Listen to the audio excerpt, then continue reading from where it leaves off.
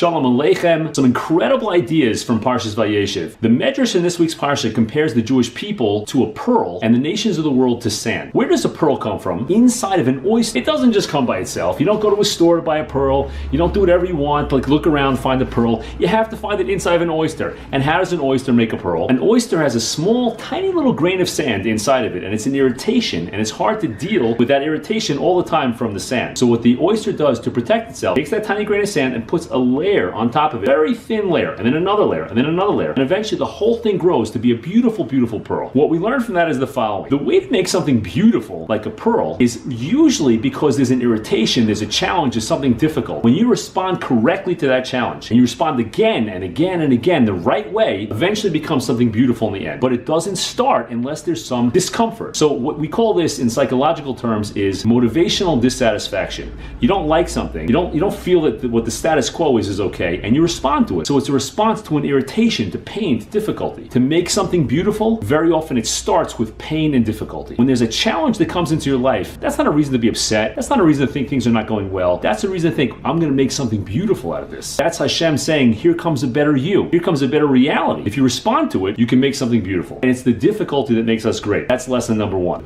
But you don't respond in one big shot, because the way you make a pearl is you take layer after layer to put on top of that pearl. That's what the oyster does. But the response is not always one big blast of action. Sometimes what it is slow one action after another. Take that little grain of sand, irritation, and put one small layer, and then another layer, and then another layer, and eventually you have something beautiful. So you see a couple of things. The way to make something beautiful is to respond to something that's difficult. That's one way. Don't shy off, don't be depressed, something beautiful is going to come in. The second thing is, the way to respond to something is not necessarily one big blast of a response, but to do it again and again and again. If you don't give up, in the end, something's going to be beautiful. There are so many things in our lives that are like this. Little irritations, you feel a little bit upset. Why is this happening? Usually what we do is we ignore them. But if you ignore a grain of sand in a very sensitive place like your eye or in your mouth, it's going to cause an irritation, and eventually that's going to cause pain. But if you respond to it, even a small response, but you take it seriously and you try to somehow make it better, even a little bit, then you can add and add and add until a very beautiful thing comes out of that. Now, let me tell you something else about a pearl, which is really interesting. The way a pearl is formed is not because you take a bunch of grains of sand and put it inside of an oyster. It's only one grain of sand. The way to deal with the problem is to take one thing at a time. If you try to deal with too many problems at once, you're not going to get anywhere. If you put too many grains of sand inside an oyster, it's going to die. It won't be able to handle it. So it's important for us, even though we might have a lot of different issues that are going on,